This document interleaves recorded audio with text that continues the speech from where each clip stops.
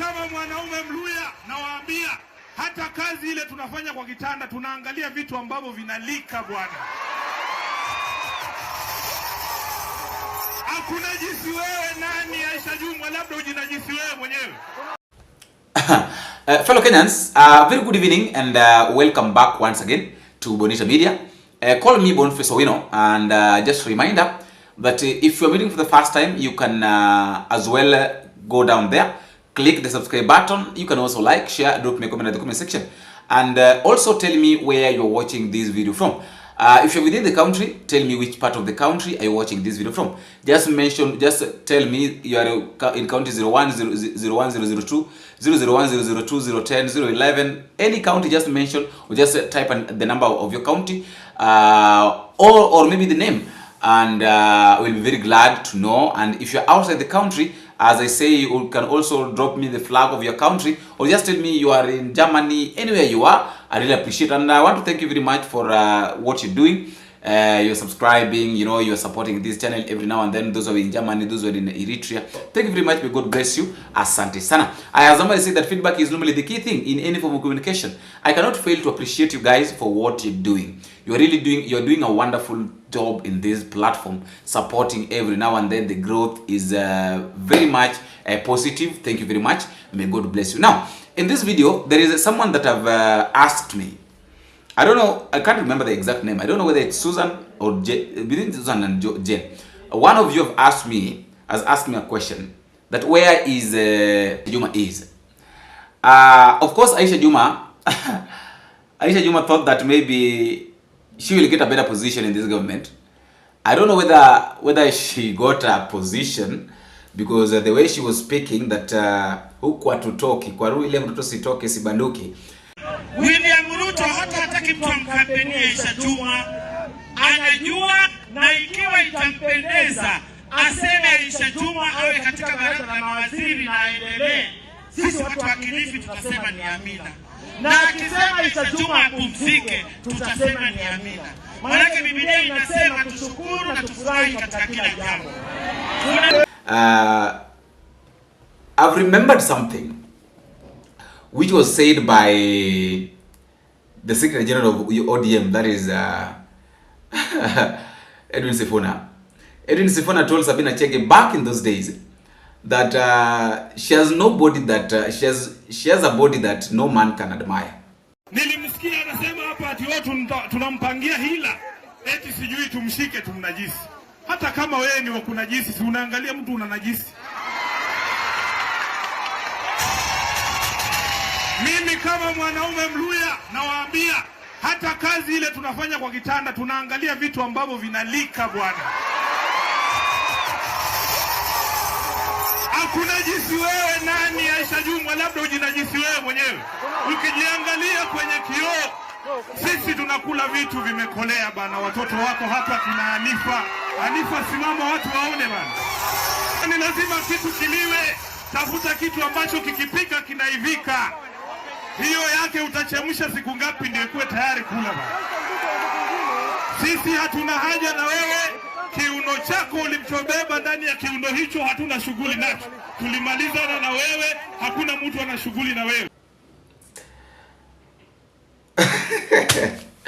You know, that statement of Edwin Sifuna is really making me try to look at people like Sabina Chege, Karen Nyamu, Millicent Omanga, you know, that caliber of women, that caliber of women. And I'm really thinking that why is it that these people are still given chances to serve to serve? Because what they do, these women, one thing I know is that they use their bodies to entice men. You know, listening to Orwoba complaining that they're being forced to sleep with these leaders in parliament, these members of parliament, or these leaders, amazes me.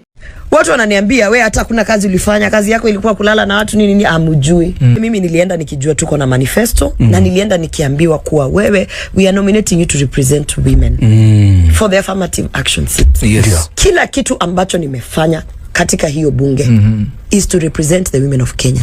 Hata nikipewa hiyo suspension ya 6 months ilikuwa kwa nini?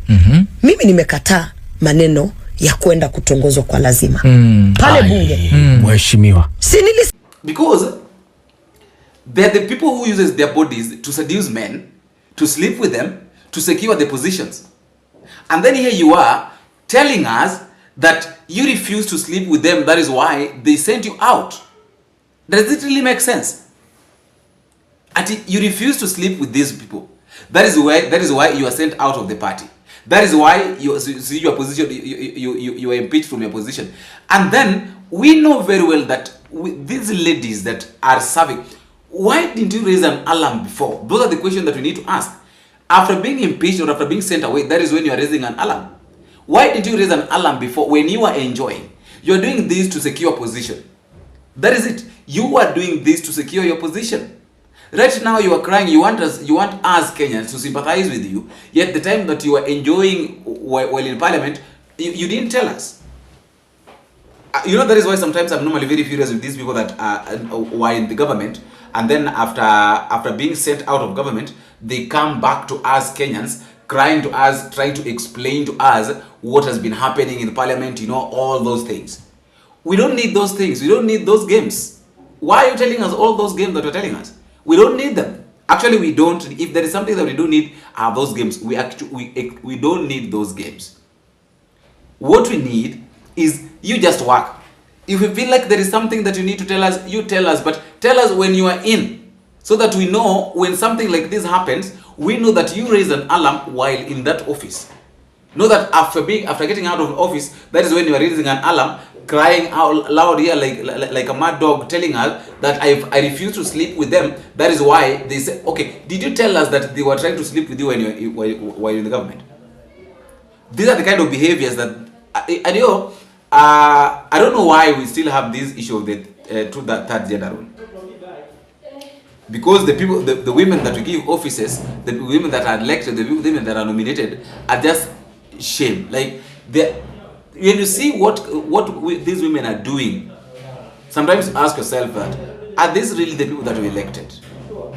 Alright guys, that is just my thought. Let me also know what you think in the comment section. Until we meet again, I've been your host, Boniface. Bingo. Kashagwa kick himself out of the government, or was he kicked out? That's the first question. Number 2, is there a leader who is a demigod, that you are the one who decides who is going to be voted or not? No. Have we had scenarios where people have disagreed before? Yes. And even if you look at the politics of Mount Kenya, we had at a time when we had the late Matiba. And the person maybe would say who made him not become the president is when Kibaki also vied. And so there was a split between the Mount Kenya vote. And you know, Matiba had done so much, he had sacrificed for the Mount Kenya people. And he may have felt that it was his rightful position for him now to rise to the presidency. And maybe the only person who made him not become the president is Kibaki. But how did he react? Did he abuse him? Did he call him foolish? Did he call him a traitor? No. He agreed the position. And I think what we need to look for, my friend here has said that that if you're not on the side of or that political party, that you'll not be elected. I want to say that it is important that we allow our people to vote for their leaders. It is sad that we sometimes, and most of the times, we vote out of euphoria. It is sad to call elected leaders fools. Who are you? And what is your track record for you to be the super person and calling other fools because they are not following you? We started well, and a lot of us supported Kashagwa. And I would tell you, even within the government, there are many people who supported him. But he has this abrasive way of dealing with things that go off with people. It can be when people don't agree with you, call them names. I would even mention some of the names you have been called and referred to before. It is unfortunate. But you look at what is his track record. From a DO to the PO of Uhuru, to the PO of his own brother, and then he became a single constituency MP. He was not a chair, was not. So the question is he lacking some leadership skills? Because the more he talks, the more he exposes himself. You cannot be an emotional leader. That you are here with the musicians because the musicians have gone to see a rightful deputy president of Kenya, and they have gone to seek for help. And this has happened even at Uhuru's time. The music industry had issues, and they went to the government for those issues to be addressed. Have they been fully addressed? No. So when they go out, then you tell people, don't listen to them. Don't subscribe to their music. It is unfair, because it just shows the kind of a leader who is selfish, that if it's not about me, then everybody else is wrong. I don't think that's the direction you need to. I wouldn't go really on a way of telling people that the money that is supposed to come to the hospitals is the money that you are being given for Harambes. That is totally untrue. We know even the hospitals, especially the county hospitals, that is the matter of the county government. The county government is responsible whether they are medicines or not. You cannot tell people that the Harambes that are being done, that is the money they are removing from hospitals to come and give you for Harambes. Those are economic empowerment that are happening. And sometimes, those, I will tell you my experience, because when I became the women rep of Muranga, we didn't have a kitty, we didn't have GAF. And I remember then the current president was then the deputy president, and my Thanksgiving I said, I'm going to do a fundraiser to start training my women on table banking. I think then we must have raised around 6 or 7 million. But that table banking made and changed lives of many, many women in the village, where they started borrowing money among themselves on the table. They're not going to the bank, and it saved a lot. So when something positive is being done for your people, don't tell people reject because it is coming from this. Reject. And as my colleague here said also, you cannot tell people don't work with the government. Then you want to tell us the CSs who are from Mount Kenya, the PSs who are from Mount Kenya, they should all resign. Okay.